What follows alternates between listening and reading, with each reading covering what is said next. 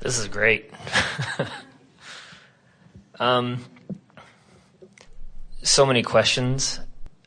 And only one answer. Right. And for some time I've thought that I would find alignment for myself.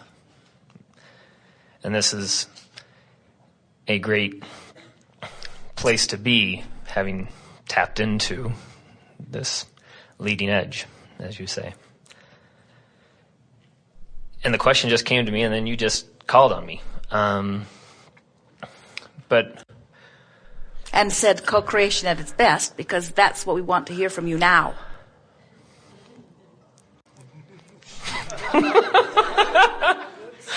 Okay.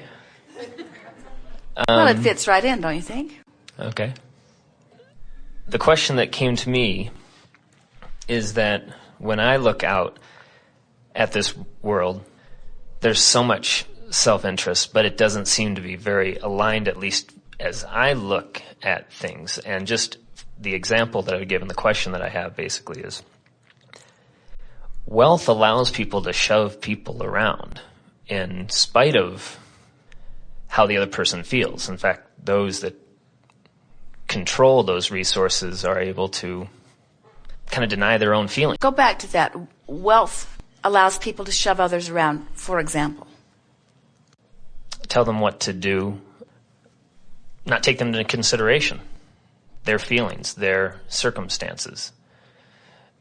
If you have a direct connection to source energy, let's say there's a wealthy person, and never mind how that person got there. Let's say massively wealthy person. And let's say that you or someone else is there, not wealthy. Wealth discounted, both have equal access to the abundance of the universe. And the one who has the wealth somehow got in alignment with it, and the one who doesn't have it is not yet in alignment with it. They could be in alignment with many other wonderful things, but for the sake of this example, they're not in alignment with the wealth. So our question to you is, how is it that the one who is allowed the wealth has in any way deprived the one who doesn't have it?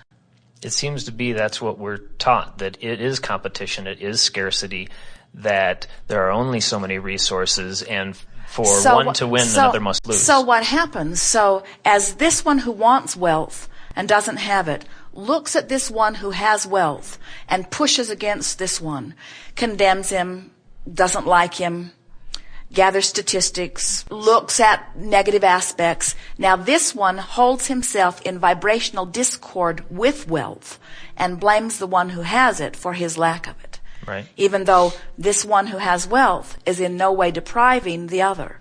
It's his attitude toward it that is cutting himself off from it. And you see, we understand how the myth, the lie, the misunderstanding is perpetuated because most people are not accustomed to looking at their vibrational state of allowance. Instead, they're looking at conditions. So they see a wealthy person and they see a poor person and they say, well, we should even this out. There are governments that have come and gone. Communism doesn't do very well.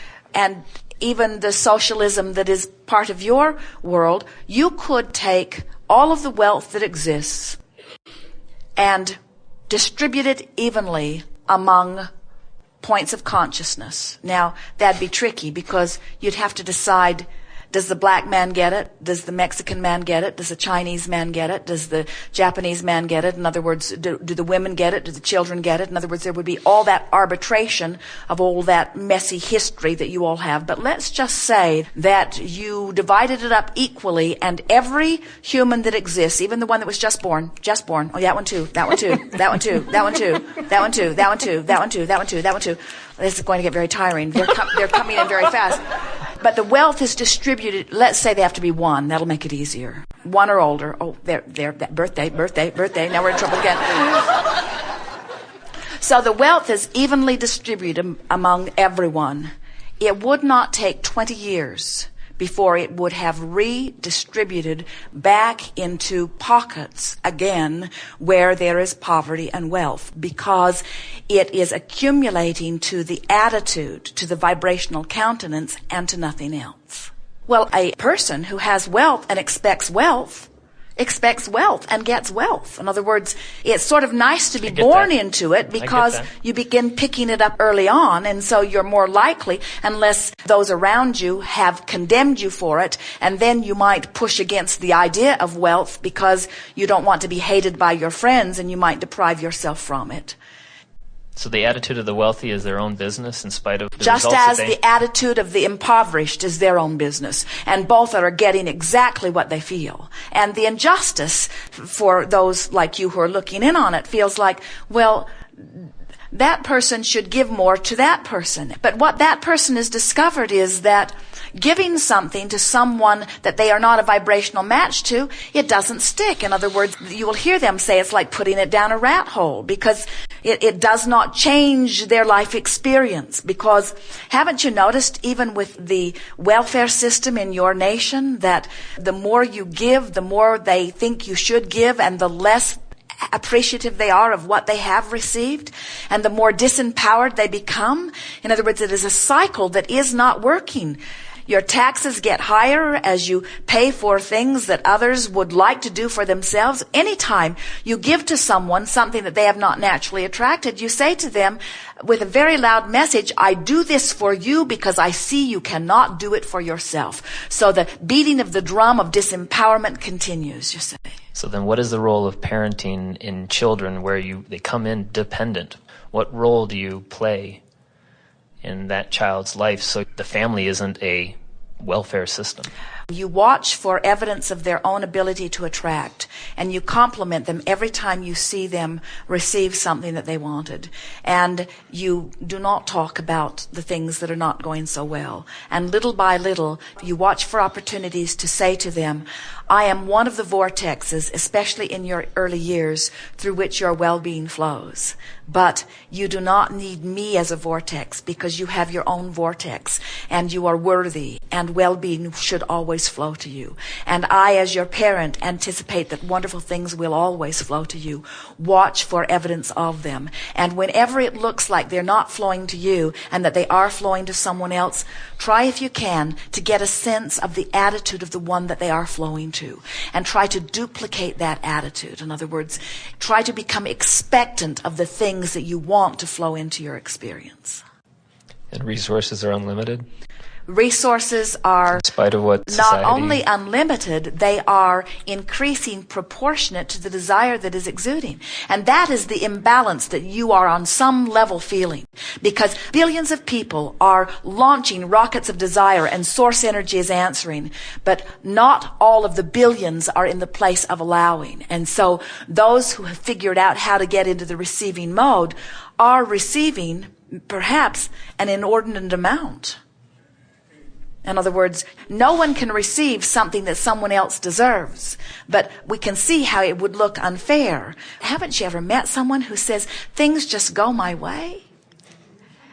Things always go my way. I'm just the luckiest person. I don't know. It's always been this way for me. And every time I turn around, good things happen. And if you're not in that place, you just want to kill them. It just doesn't seem right. Well, how about sending a little luck my way, you say, begrudgingly, amplifying the vibration that is keeping your luck away from you. I hate you for the luck that is coming to you. It's rotten that you get all of those wonderful things. It stinks that you get them.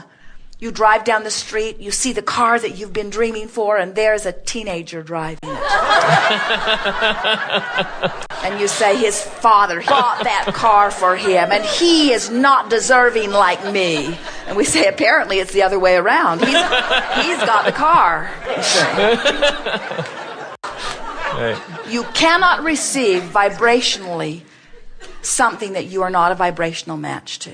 And so you want to bless those that are finding abundance. And in your blessing of them and their abundance, you will become abundant too. But in your cursing of their abundance, you hold yourself apart from it. It is a law. It is a powerful law. So all of this transcends the politics, and you wouldn't have a political persuasion then, as we have wars, fights over some of these issues, but at a totally different consciousness level. Every bit of it is about economics. Every bit of it, without exception. Everything about religion is about economics. Everything about politics is about economics. And everything about economics is personal satisfaction. Everyone is personally motivated to do the best that they can possibly do for themselves. It is the way the entire universe is established. And think about the perfection of it. If every point of consciousness, whether it's a one-celled amoeba or whether it's a genius human, every point of consciousness is having an experience, whether from your perspective you understand it or not, every point of consciousness is having a comparative experience. And in the comparative experience, whether it can speak words or not, it is noting preference. Preferences are being born, and each preference that is being uttered or vibrationally sent is answered by source. So everything is expanding, everything is increasing, everything is improving, everything is evolving. There is no competition. The only variance that ever happens is in the individual consciousness. All of this is for the evolution of the environment. And man is the leading edge creator in the environment. So you could say it all exists for your creative experience, you see. So go about whatever task you choose, but just with an attitude of it's all basically this good, it's here, expanding. And it's all here for me. Jerry and Esther will drive across the open road and they will say, this is all here for us. This road is here for us. This air is here for us. These stars are here for us. This moon is here for us. This earth is here for us. Each other is here for us. This is all here for us. How blessed be we. How perfect is it that all of this evolution has culminated to this point in time, and here we stand, these perfectly worthy beings, capable of receiving as much as we will allow and practicing in every moment to let as much good stuff in as we can, you see. And those who have, by influence of others or by conscious determination to find their way, as you and you and you, those who find that vibrational feeling of alignment with who they are blessed in the moment with the glorious feeling of alignment, and then blessed with every other thing that they've ever wanted to. We say the purpose of your life is joy. The basis of it is freedom. You are so free you can choose bondage. You're so free you can damn the wealthy and deprive yourself of it in the same moment. You're so free that you can choose any vibration, and in doing so the universe will reflect it exactly right back to you. That is freedom. The basis is freedom. If your quest or goal is joy, then you will always be in alignment with who you are, and then the result is the inevitable expansion. And the expansion will be there whether you personally allow yourself to sync up with the joy of it or not. So when you line up with joy, then what happens is people will say to us, oh yeah, Abraham, it's all for joy, but what's it really for? And we'll say, for joy. And they say, okay, for joy, but really, why are we here? What is the purpose of our existence? And we say, for joy, for this joyful moment, for the opportunity to radiate who you are, to explore, to feel interested, to feel excited, to feel adventure, to feel expansion, to feel love, to feel appreciation, to feel joy. Yeah, but Abraham, really, why are we here? It's hard to get your thoughts around that, because so many others who have selfishly needed you to be some way for them to feel better said, you need to deprive yourself of feeling good so that I can feel good. And that's why you're mad at the wealthy. That's what you're assigning to them. What you're angry about is that there are so many others who have seemingly demanded of others for their own joy. And we say, you got to stand up to the monster in your dream. You got to stand up to the monster in your closet. You got to stand up to all of that and say, wait a minute, I count. I get to decide. I get to feel good. I matter here. I am worthy. Good things are supposed to come to me too, not just to you. But until you come to that, then you're going to be slinking off in the corner and mad at the others who it's coming to. And the only reason it's coming to them is because they've figured out that it should come to them. And until you figure out that it should come to you, you're not going to be able to pass enough laws or get enough legislature or distribute the wealth enough or the health enough or whatever it is enough. You've got to decide, I'm worthy, and mean it. And when you know that, then watch the floodgates open. We pronounce you worthy.